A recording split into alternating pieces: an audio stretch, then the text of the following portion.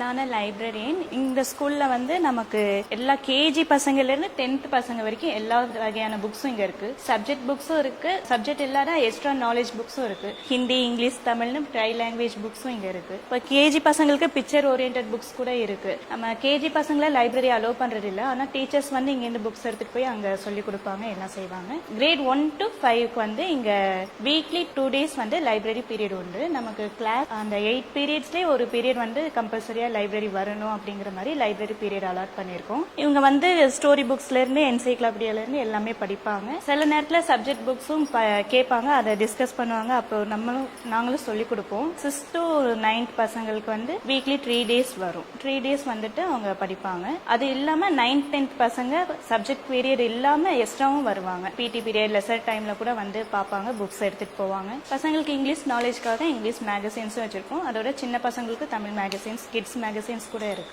இது maths lab. இங்க வந்து பிரைமரி செக்ஷன்ல இருந்து ஹையர் செக்ஷன் வரையும் உள்ள ஸ்டூடெண்ட்ஸ் வந்து பிராக்டிகலா செஞ்சு பார்ப்பாங்க. எல்லா இடத்துலயும் நம்ம வந்து மேக்ஸை வந்து நோட் புக் மூலியமா தான் படிப்போம். ஆனா இங்க வந்து நம்ம ஸ்டூடெண்ட்ஸ் எல்லாருமே தியரிட்டிக்கா படிக்காம எக்ஸ்பெரிமெண்ட் மூலமா செஞ்சு படிக்கிறாங்க, பிராக்டிகலாவே பண்ணி படிக்கிறாங்க. இதனால அவங்களுக்கு வந்து ஒரு நல்ல நாலேஜ் கிடைக்கும்.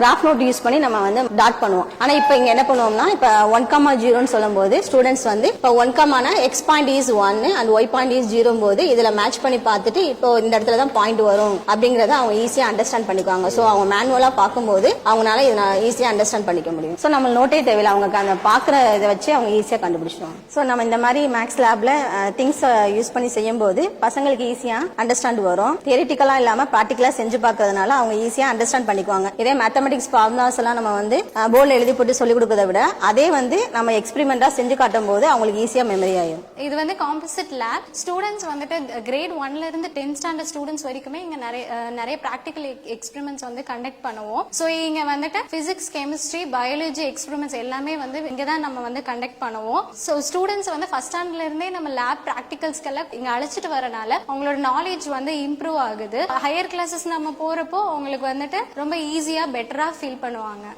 நம்ம ஸ்கூல்ல ஸ்மார்ட் போர்ட் ஃபெசிலிட்டி இருக்கு. எந்த கிளாஸ்ல இருந்துனா கேஜில இருந்து 10th ஸ்டாண்டர்ட் வரையும் யூஸ் பண்றோம். அவங்களுக்கு வீடியோஸ், பிபிடிஸ் இதெல்லாம் போட்டு என்ன பண்றோம் அப்படின்னா கிளாஸ் எடுக்கிறோம். சோ இதனால வந்து விஷுவல் கம்யூனிகேஷன் இருக்கிறதுனால பிள்ளைங்க வந்து ஈஸியா அண்டர்ஸ்டாண்ட் பண்ணிக்கிறாங்க. பிரைமரி செக்ஷனுக்கு ஏதாவது ஸ்டோரி ரிலேட்டடா இங்கிலீஷ்லயே அவங்களுக்கு டீச் பண்றோம். 9th 10th அவங்க சப்ஜெக்ட் ரிலேட்டடான ஏதாவது டாபிக்ஸ் எல்லாம் வந்து பிபிடியா போடுறோம். ஃபேர் ஒர்க் எல்லாமே இதுல போடுறதுனால அவங்க ஈஸியா அண்டர்ஸ்டாண்ட் பண்ணி கீ பாயிண்ட்ஸ் எல்லாம் எடுத்து என்ன பண்றாங்கன்னா எக்ஸாம்லாம் நல்லா ப்ரிப்பேர் பண்ணி ரைட் பண்றாங்க. ஆமா, எல்லா கிளாஸ்மே தான் கேஜில இருந்து 10th வரையும் எல்லாருமே ரெகுலரா ஒரு நாள் வந்து ஏதாவது ஒரு கிளாஸ்க்கு வந்து ஸ்மார்ட் போர்ட் யூஸ் பண்ணிட்டே இருக்கும். சோ அப்ப அவங்க வந்து டெய்லி பாக்குறதுனால இதுல இருந்து நிறைய தெரிஞ்சுப்பாங்க. இப்ப உள்ளது வரையும் அப்டேட் பண்ணி தெரிஞ்சுப்பாங்க.